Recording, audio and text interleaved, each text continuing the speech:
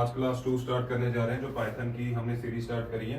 तो second class में हम देखेंगे कि वर्किंग कैसे होती है, जो हमने प्रोग्रामिंग करनी है पाइथन में, तो उसमें क्या क्या रिक्वायरमेंट रहती है। ठीक है, तो सबसे पहला पॉइंट रहेगा integrator is required to run any Python program. Integrator word क्यों है, बिकॉज कल भी हमने जब डिस्कशन स्टार्ट करी थी तो आपको बताया था कि जो पाइथन प्रोग्राम होता है उसको इंटीग्रेटर की नीड पड़ती है। रीजन क्या, एक इंटीग्रेटेड लैंग्वेज है। ये क्या करता है, जो भी लाइन ऑफ कोड हम लिखते हैं उसको लाइन बाय लाइन क्या करता है, स्कैन करता है। In case of any violation of the rule, चाहे वो सिंटैक्टिकल रूल है चाहे वो उसकी ग्रामर को नहीं फॉलो करता, बिकॉज हर एक लैंग्वेज की अपनी ग्रामर होती है। जैसे इंग्लिश ग्रामर की अगर हम बात करें, ठीक है, उसके अंदर कोई भी सेंटेंस हमने लिखना तो हमें ग्रामर को फॉलो करना पड़ता है।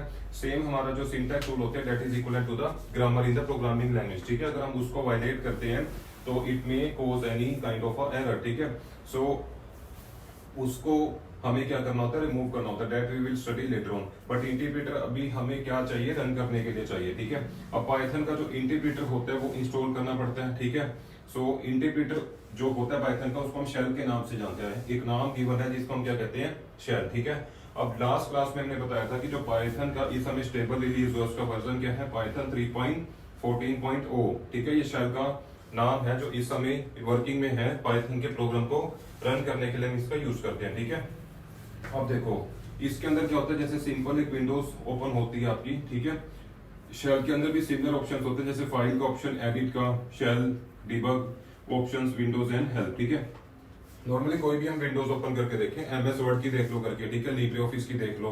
सेम केस हमारा जैसे टर्बो सी होता है, सी का एनवायरमेंट है, टर्बो सी प्लस प्लस, तो बहुत सारे एनवायरमेंट पे आपने काम कर रखा होगा ऑलरेडी। तो पाइथन का जो वर्किंग एनवायरमेंट होता है शेल। ठीक है, ऑप्शन जैसे बाकी विंडोज के अंदर आते हैं सेम इसके अंदर भी दे रखे हैं। अब यूजर कहेंगे जी ये क्या नजर आ रहा है सर, इसमें हमें राइट जो ट्रायंगुलर ब्रैकेट नजर आ रही है, ये क्या होता है, ये एक्चुअली हम इसको कहते हैं पाइथन का प्रॉम्प्ट। क्या कहते हैं, प्रॉम्प्ट। ये हमें क्या इंडिकेट करता है कि अब पाइथन का जो इंटीग्रेटर है that is ready to execute the instructions. ठीक है, वो कमांड्स लेने के लिए तैयार है। ठीक है, सर्व करने के लिए तैयार है। तो आपने इसके बाद कमांड्स लिखना स्टार्ट करना है। ठीक है, अब सिंपल सा प्रोग्राम लेते हैं, जैसे कल हमने एक लिया था एग्जांपल। तो suppose we want to add the 2 numbers. ठीक है, उसका सम हम कैलकुलेट करते हैं। ठीक है, तो एक प्रॉम्प्ट याद रखोगे, इसमें क्या होता है कि वो अपना वर्किंग मोड दिखा रहा है कि समय रेडी है कि वो एग्जीक्यूट कर पाएगा जो भी कमांड्स यूजर एंटर करता है। ठीक है, सो मान के चलिए एक शेल ओपन है हमारा। ठीक है, अब इसके अंदर हम कमांड देते हैं। अब इसका सिंपल सिंटेक्स था, कल भी बताया था, डायरेक्टली आप ये लिख सकते हो a इक्वल टू 10।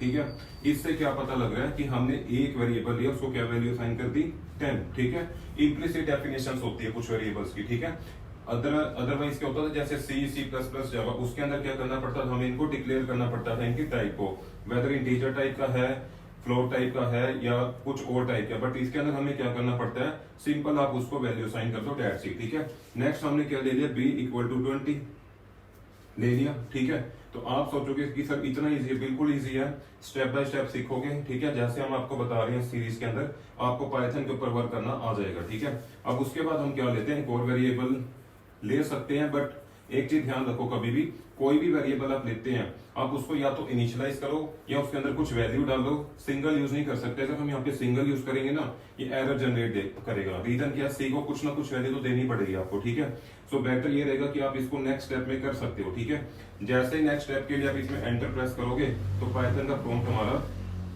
नीचे आ जाएगा। ठीक है, एंटर के लिए मैं यहाँ पे एरो बटन बना रहा हूँ। ठीक है, अब जैसे आप एंटर प्रेस करेंगे हमारे पास क्या आता है, पाइथन का प्रॉम्प्ट नीचे आ गया। ठीक है, अब हम क्या करते हैं, वेरिएबल लेते हैं सी, उसके अंदर क्या पुटअप करवाते हैं, a प्लस बी। अब ये कोई एरर जनरेट नहीं करता। रीजन क्या है, इसके अंदर हमने क्या करा, सी जो एक वेरिएबल दिया उसके अंदर a की वैल्यू और b की वैल्यू, क्या वैल्यूज है आपको पता ही है, यहाँ पे 10 और 20, वो हमने किस में ऐड करवा दी, सी में। ठीक है, मैं यहाँ पे हैश सिंबल यूज कर रहा हूँ, ये नॉन एग्जीक्यूटेबल होता है। कमेंट जैसे हम सी में यूज करते थे ना, मल्टीपल लाइन कमेंट्स के लिए, तो हम ऐसे यूज करते थे सी के अंदर। ठीक है, तो वो एग्जीक्यूट नहीं होता था इन केस, जस्ट लाइक ऐसे। ठीक है, और सिंगल लाइन कमेंट हमारा ऐसे यूज होता था। सी लैंग्वेज की बात हम करें, ठीक है, जो भी आप इसमें पुटअप करते हैं। सिमिलैरिटी अगर मैं बात करूं हैश सिंबल की, हैश सिंबल भी सेम होता है, that is non executable code. ठीक है, एग्जीक्यूटेबल कोड नहीं होती। ठीक है, अब 10 प्लस 20 समझाने के लिए हमें यहाँ पे लिख दिया, तो सी के अंदर क्या वैल्यू आ जाएगी हमारी, 10 प्लस 20 की, विच इज 30 आ गई। अभी आपको समझ आ गया कि हम यहाँ पे कैलकुलेट करें वैल्यूज ए एंड बी की, जो भी सम आ रहे हैं हम उसको सी में ऐड करवा रहे हैं। ठीक है, फिर आप नेक्स्ट अब इसको क्या करेंगे, एंटर कर देंगे। ठीक है, ये जो पार्ट समझाया था ना, ये जस्ट फॉर अंडरस्टैंडिंग है, सी के अंदर भी यूज होता है, सी प्लस प्लस के अंदर भी ले सकते हो, ठीक है। अब इसके अंदर क्या कर रहे थे, हमें वैल्यू प्रिंट करवानी थी सी की, तो आप सिंपली प्रिंट लिख के ब्रैकेट स्टार्ट करें, जैसे कि सी लैंग्वेज में करते थे हम, सी प्लस प्लस में करते थे, सेम चीज है, ठीक है। प्रिंट, उसके बाद आपने क्या करना है, आप ये भी लिख सकते हैं, कोई मैसेज अगर आप टाइप करवाना चाहते हैं उसको डबल कोट्स में ले लीजिए, वैल्यू ऑफ, ठीक है, वैल्यू ऑफ सी इज, ऐसा कर सकते हो, ठीक है, यहाँ कॉलम लगा दो। अब जो मैसेज आप प्रिंट करवाना चाहते हैं उसको डबल कोट्स में ले लो, ठीक है, कोमा डाल के वैल्यू किसके अंदर स्टोर है आपकी, सी में, सी लिखे ब्रैकेट बंद, ठीक है। अब आप जैसे इसको एंटर प्रेस करेंगे, ठीक है, आपके लिए लाइन ऑफ कोड अगर कंप्लीट हो चुकी है, आपने क्या करना है, इसको रन करना है, ठीक है। रन करने के लिए हमारे पास क्या होता है, जो शेल के अंदर ऑप्शन होता है, ठीक है, आप इसको सिंपली जैसे प्रेस करेंगे एंटर, शेल क्या करता है, लाइन बाय लाइन कोड को एग्जीक्यूट करता है। लाइन बाय लाइन का मतलब जैसे हम लिख रहे हैं ना, इसमें सिंगल लाइंस का यूज ज्यादा होता है, ठीक है। जो हमारे दो मोड रहता है ना एग्जीक्यूशन मोड में, इंटरेक्टिव और स्क्रिप्ट मोड, अगर इंटरेक्टिव मोड में हम शेल को यूज कर रहे हैं तो वो क्या करता है, जो भी आप करंटली लिख रहे हैं कोड उसी को मान के चलता है और उसको सेव नहीं करता। हम फ्यूचर में दोबारा इस फाइल को ओपन करके नहीं यूज कर सकते इंस्टेंस, अगर हमें इसका रिजल्ट चाहिए, ठीक है, जैसे सिखाने के पर्पज से। तो प्रिंट जैसे आप करेंगे value of C is C, ठीक है, तो हमारे पास क्या आउटपुट आ जाएगी, नीचे आउटपुट में क्या आ जाएगा, देखो मैसेज सेम आएगा जो हमने ऊपर देखा, वैल्यू ऑफ सी इज, क्या आएगा जी आंसर अब इसका, सी के अंदर क्या वैल्यू आई थी, a प्लस बी, मीन्स ए की वैल्यू थी 10, बी की वैल्यू 20, क्या आंसर आ जाएगा आपका 30। लो जी, ये सिंपल आपका एक प्रोग्राम एग्जीक्यूट करके दिखा दिया। इन केस ये तो आ गया आपका सिंपल या नॉर्मल एग्जीक्यूशन, जिसमें हमें कोई भी एरर नहीं मिलता, हमें क्या मतलब इंटरप्रेटर को कोई एरर नहीं मिलता। बट अगर यहाँ पे कोई भी हम सिंटैक्स रूल को फॉलो नहीं करेंगे तो उसी टाइम हमें यहाँ पे आउटपुट मिलने की बजाय क्या आ जाएगा, एरर आ जाएगा, और उसकी पॉसिबल रेक्टिफिकेशन का भी सजेशन आ जाता है, राइट। तो इस तरीके से आपका जो ये शेल है, इसके अंदर हम टाइप कर सकते हैं सिंपल लाइन ऑफ कोड और उसको एग्जीक्यूट करके देख सकते हैं, ठीक है। तो नेक्स्ट हम पढ़ते हैं एग्जीक्यूशन मोड। दो टाइप के होते हैं एग्जीक्यूशन मोड, हमारे इंटरेक्टिव मोड और स्क्रिप्ट मोड, ठीक है। इंटरेक्टिव मोड क्या होता है, जो शेल होता है उसके अंदर जो भी लाइन ऑफ कोड्स हम लिखते हैं वो केवल उसी टाइम के लिए बनी होती है, इंस्टेंटली हमने उसको रन करके देखना है, आउटपुट चेक करेंगे, दैट्स इट, कोई उसका फ्यूचर यूज नहीं होता, ठीक है। ना हम इसको कभी सेव कर सकते, ना हम इसको रीयूज कर सकते अगर हम इंटरेक्टिव मोड की बात करें, ठीक है।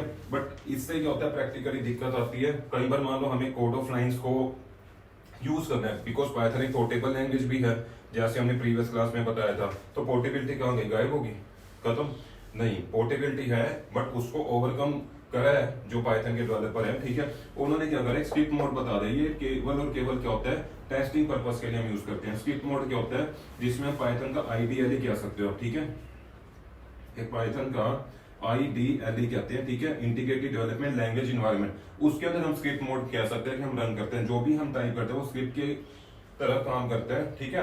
और स्क्रिप्ट के अंदर क्या होता है, बेसिकली जो भी लाइन ऑफ कोड होते हैं हम उसको सेव कर सकते हैं, ठीक है। इसके अंदर क्या फायदा है, जो भी फाइल आप बना रहे हैं आप उसको जनरेट करने के बाद जो भी कोड आपने लिखा आप उसको सेव कर सकते हैं। एग्जांपल सेव करने के लिए हमें क्या ऑप्शन होता है, फाइल का नाम, सिंपली जैसे कोई भी फाइल आप सेव करते हो, जैसे MS वर्ड के अंदर हम काम करते हैं, ठीक है, PPT के लिए काम करते हैं, सेम अपने उस फाइल का नाम दे देना .py, py क्या होती है जी, एक्सटेंशन ऑफ पाइथन फाइल, ठीक है। इसी से हमें पता लग जाता है कि जो फाइल हमने इस समय सेव करी है वो कौन सी टाइप की है, पाइथन की फाइल है, ठीक है। तो सोर्स कोड हमारा सेव हो गया। अब इस सोर्स कोड को आप किसी भी और प्लेटफॉर्म में ले जाके रन कर सकते हैं, एग्जीक्यूट कर सकते हैं, आउटपुट आपको मिल जाएगी। तो पोर्टेबिलिटी इस समय हमारे को मिल चुकी है, किसमें, स्क्रिप्ट मोड के अंदर, ठीक है। तो ये इन्वायरमेंट आपको ध्यान रखना है, कभी भी प्रैक्टिकली जब हम पाइथन के अंदर आपको प्रोग्रामिंग करवाएंगे, ठीक है, फ्यूचर क्लासेस के अंदर, एक बार ये थ्योरी पार्ट थोड़ा सा खत्म हो जाए, आपको एक एक चीज स्टेप बाय स्टेप समझ आएगी। फिर भी आपको कोई डाउट आता है इस सेशन से रिलेटेड, आप हमें कमेंट सेक्शन में पुट अप कीजिए, डेफिनेटली हम आपको रिवर्ट करेंगे। Thank you.